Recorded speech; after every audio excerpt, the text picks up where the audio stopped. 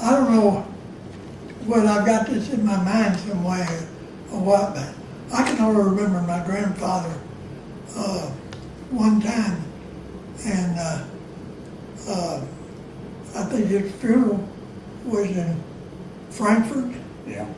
And I can remember him. He had a long red beard, and I just remember him in the casket. Well, they always told me that Grandpa Shannon was a stowaway from Ireland. Yeah. I mean, he was originally from Ireland. But was it Charlie or was it his daddy? Oh, I don't know.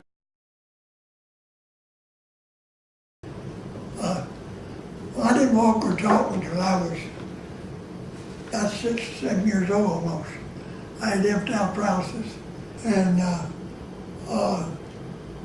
there was a teacher by the name of Miss Davis, and when I said I was the only child I know of that failed the kindergarten 3 times.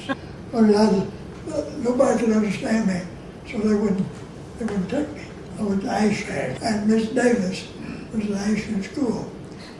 She would take me home with her, and I'd stay there, and she'd help me after school, and then Madeline, some of them would come and get me and take me down on Indian Avenue. Well, she moved up 2 grades. Yeah, that was true. Well, she went all the way through 6th grade with me. When I left that school, then she had to give it up. But did she teach you to draw? No, but when everybody else was getting their lessons, they wouldn't call on me because they couldn't understand me. So I was sketch who was sitting in front of me. Or I'll tell you how you learn how to draw. What? Painting on numbers. Painting on numbers. Yeah. You got one over at the church. Oh yeah, well no, that comes later.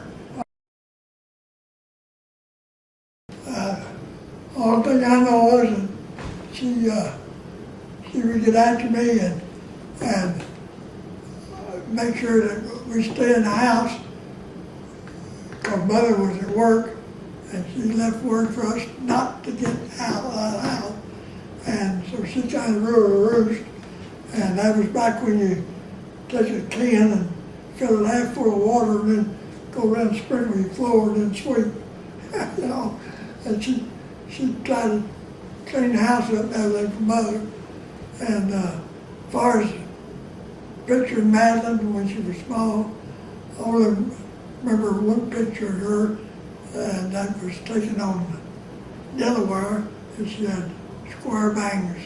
And I've never seen that picture since, but I just remember that's what she looked like when she was, 12 years old, something like that. She was pretty.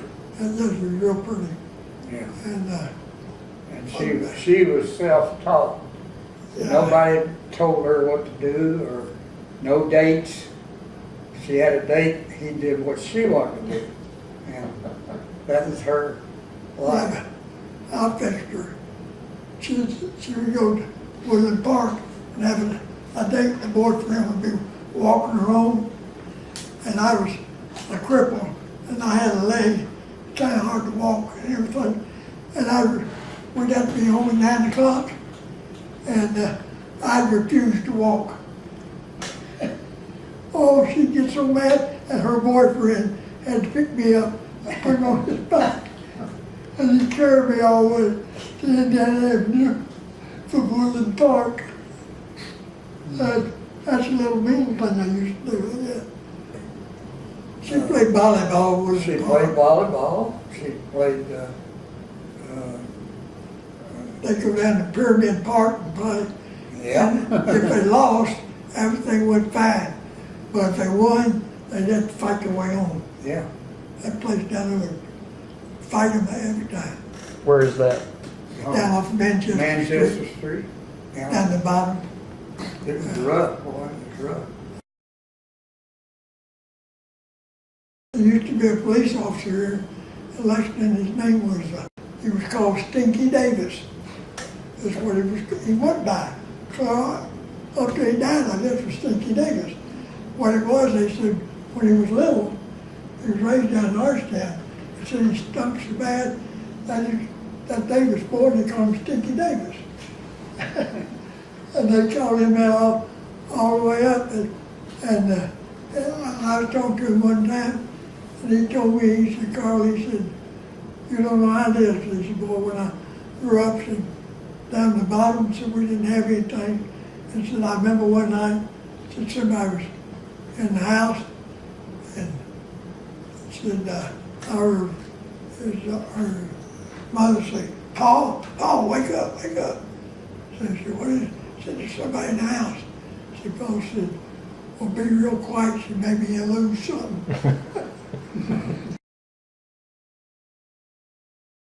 Well, she got married, she's 16. Yeah, the marriage gonna come next. Before that, well, there wasn't much before that. I ain't gonna get back before that. Forget that. Okay. I don't know, his mother just turned around and told me, said, you know your sister got married? I said, no, I don't know anything about it. You don't know how they met, other than No, I okay. don't know anything about it. You do. You don't either. No, Okay.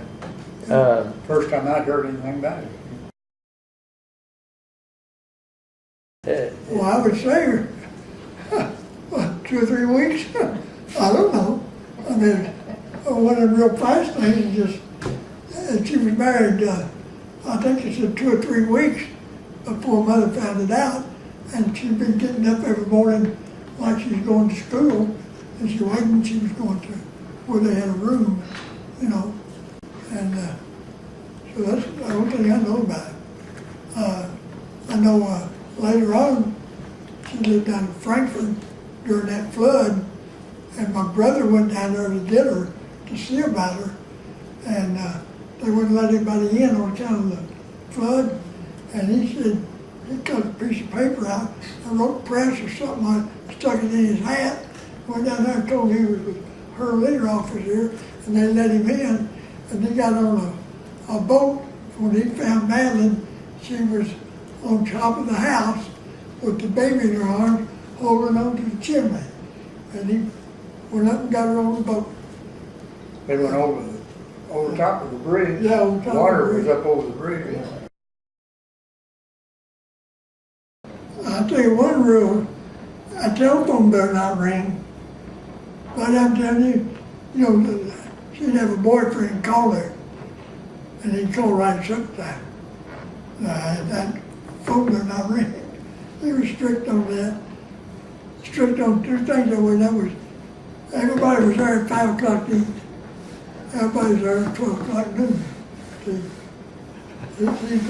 still that way? I ain't that way. I shocked them all. I shocked them all at the dinner table one night. You did. You know, I worked with Daddy's son at noon after we eat our little crackers or whatever. He rolled him a cigarettes. He looked at me. He said, "You want one?" And I said, "You roll it, I suppose."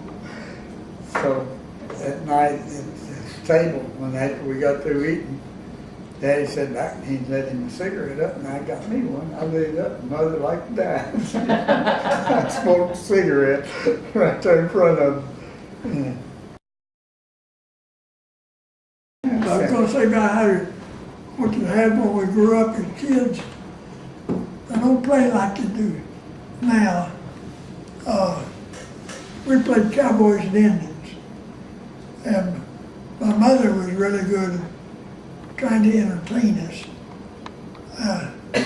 She would take a cork and burn it, and she'd take that cork and draw us eyebrows or a mustache or beard, and we'd play that way. We'd play cowboys and Indians and things. And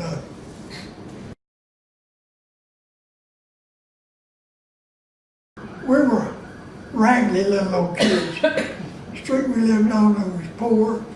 Nobody there had anything. But we wanted to play ball. We played ball up in Woodland Park. And we would go through, right across the street at Main Street, there was Goodwin Brothers, which was a car lot, was a car garage. Ray Sousley was the manager, and he built a stool about like that by a water fountain because I was crippled and I couldn't get up. The other kids could get a drink of water.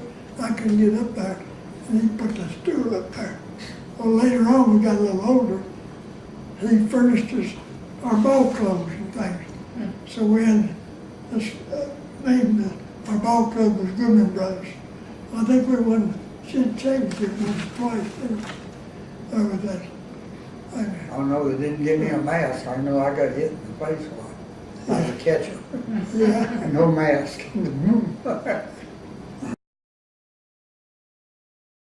Several people wanted to know a little bit about the Shannon gene of being able to be artistic and talented. The only thing I knew was that Dad was real good in painting artificial graining on doors.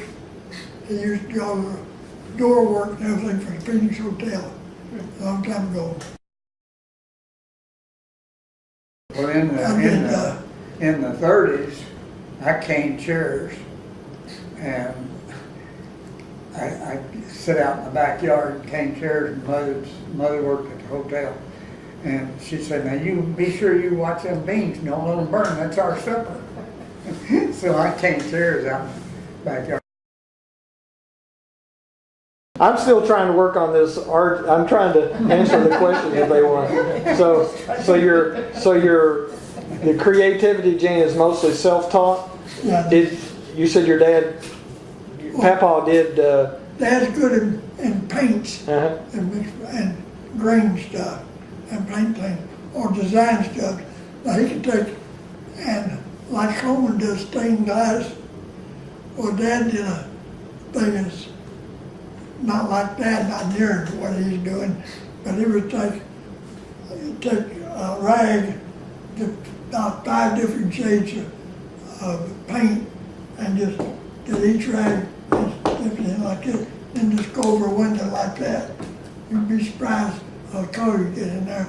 Then he had a stick about like a ruler, and he had like 3 or 4 teeth cut in like that, and then come down here, stick it up, and you take it, put it in the corner and do it like this, and you wipe that paint off, and it'll leave a line around there. And then he would cross it, make different designs.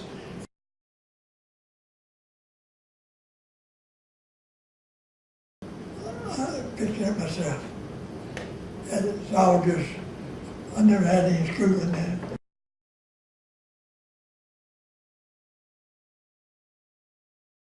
Okay, so let's say I bring in a big palette of paint and colored pencils and some artist paper, and I laid it down here on the table and said, "Okay, you two, go at it. Which one of you would draw the best picture?" It wouldn't be me.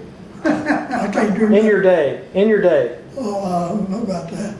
But in my day, I'd say I had the best. But Who's the most creative of the two is what we're getting I at. think he is. I think he is. I don't do nothing. Cane chairs, stained glass. He's more creative that way. And then woodwork. I've done a lot of woodwork too, but not as much as he's done. They were hoping you would fight over that question. No, see, you don't know your kinfolks well, you think you do.